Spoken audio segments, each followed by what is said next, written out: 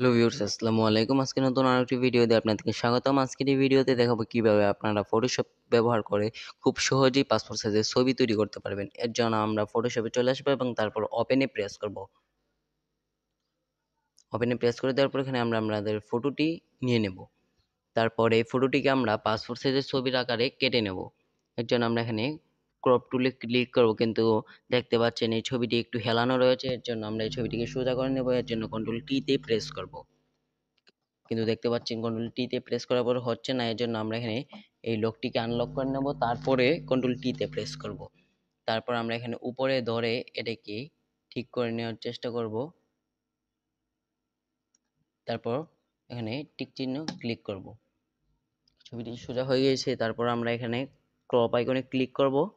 তারপর এখানে 3.5 এবং এখানে 4.5 সিলেক্ট করে নেব। তারপর আমরা এটাকে এভাবে ধরে সিলেক্ট করে নিতে পারি। আপনারা আপনাদের মতো করে সিলেক্ট করে নিতে পারেন।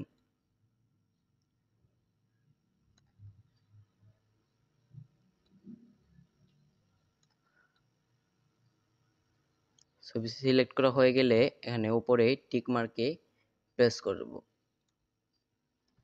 টিক মার্কে প্রেস করার পর আমরা এই ছবিটিকে কিছুটা এডিট করে নিতে পারি। এর ব্রাইটনেসটাকে আমরা চাইলে কমিয়ে বাড়িয়ে নিতে পারি। এর জন্য কন্ট্রোল এম এ ক্লিক করব। তারপর এখান থেকে আমরা এর ব্রাইটনেসটাকে কিছুটা কমিয়ে বাড়িয়ে নিতে পারি। আমরা আমাদের মতো করে এর ব্রাইটনেসটা সেট করতে পারি। তারপর ওকেতে প্রেস করে দেব। আপনারা চাইলে এখানে আরো অনেক কিছু চেঞ্জ করতে পারেন।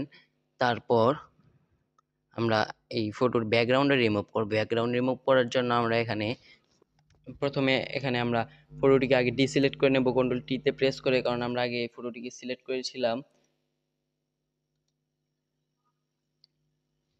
তার তারপরে এখানে আমরা মুভ টুলে চলে আসব এবং এই ফটোটির ব্যাকগ্রাউন্ডটাকে রিমুভ করার জন্য আগে ছবিটাকে বর্ণনা করে নিয়েছি। এখানে ব্যাকগ্রাউন্ড রিমুভ করার জন্য আমরা এখানে বিভিন্ন পদ্ধতি অবলম্বন করতে পারি। এখানে দেখতে পাচ্ছেন আপনারা কুইক সিলেকশন টুল রয়েছে, আপনারা চাইলে এর মাধ্যমে ব্যাকগ্রাউন্ড খুবই ইজিলি রিমুভ করতে পারবেন।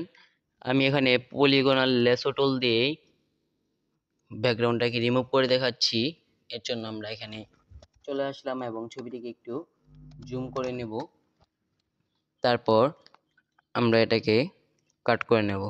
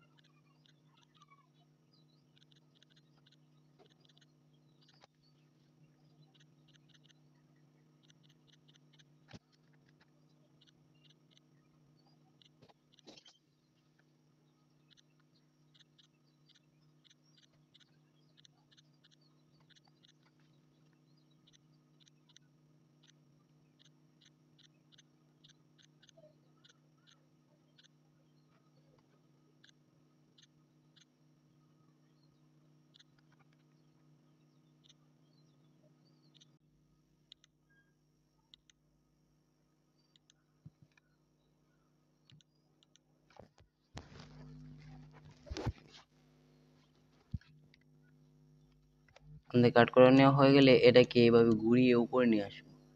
উপরে নিয়ে আসার পর যেখান থেকে আমরা এটাকে শুরু করেছিলাম সেখানে এনে জুড়ে দেব। তারপর কন্ট্রোল ব্যাক স্পেসে প্রেস করব।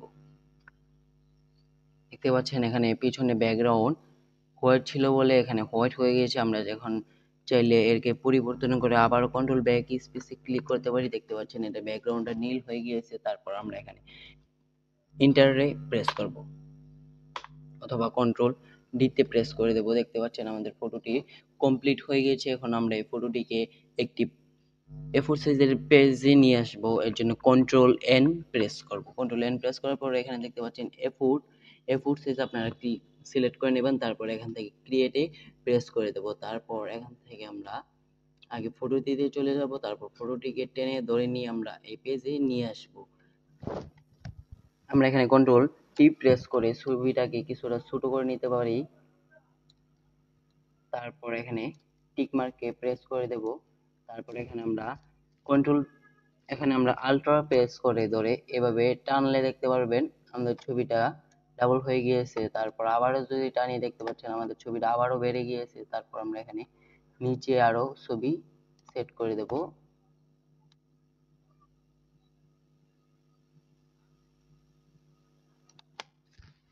তো বন্ধুরা, আজকে ভিডিওটি এ পর্যন্ত। আশা করি ভিডিওটি আপনাদের কাছে ভালো লেগেছে। ভিডিওটি ভালো লাগলে অবশ্যই আপনারা ভিডিওতে একটি লাইক দিয়ে দিবেন এবং আমাদের চ্যানেলে নতুন হয়ে থাকলে অবশ্যই সাবস্ক্রাইব করে পাশে থাকে বেল আইকনটি বাজিয়ে দেবেন। এতক্ষণ ভিডিও দেখার জন্য ধন্যবাদ।